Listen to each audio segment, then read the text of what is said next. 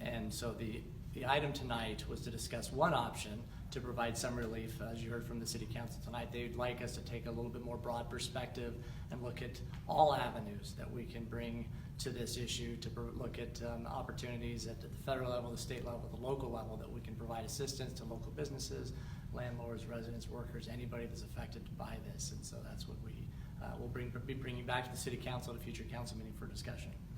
And so it kind of sounded like there was more of a concern for our landlords here and how this kind of moratorium would impact our local landlords. Is that correct?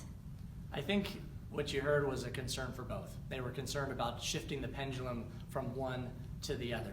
But I've heard repeatedly from City Council that they are very concerned about everybody that's impacted. And so it's finding that right balance of providing assistance and opportunities for everybody to help get through these difficult times. Okay, and this is something, as it was mentioned in the meeting, I believe, the governor gave all local jurisdictions the ability to enact this kind of moratorium. Is that correct? That's correct. There was a governor directive that came out in the last couple of days that authorized cities to take this kind of action.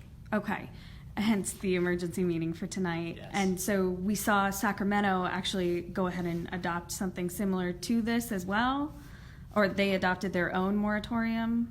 That's correct. Okay.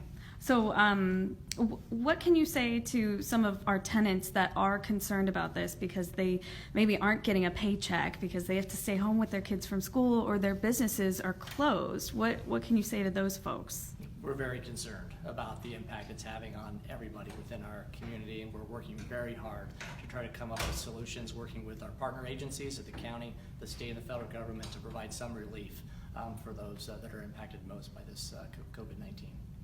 It seems like this is something that could have been very easily and very quickly adopted. So how do you explain why this wasn't adopted tonight?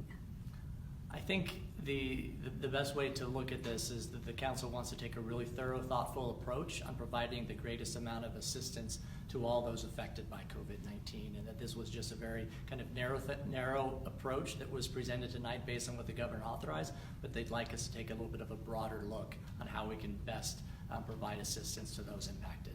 And can you talk about what happens next?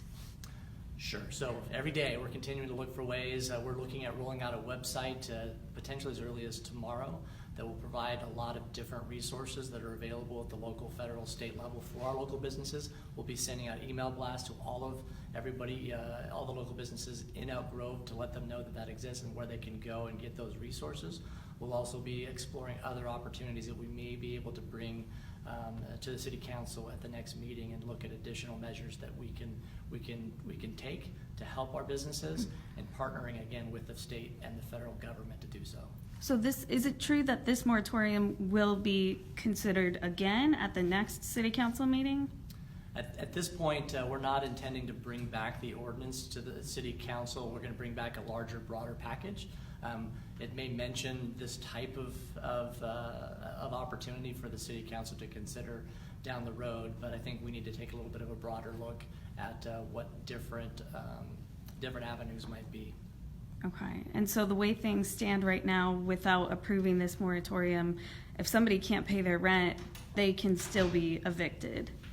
It's a very long process in the state of California to go through an eviction process, and so the hope is that tenants will be able to work with landlords, and we heard overwhelmingly today from our landlords that they're very willing to work with tenants to come up with payment plans and help them through these times. And so our expectation would be that we would encourage those conversations to happen, and if we find evidence that that's not occurring and the city needs to take more action, then we would be looking to bring that back for future City Council consideration. Okay,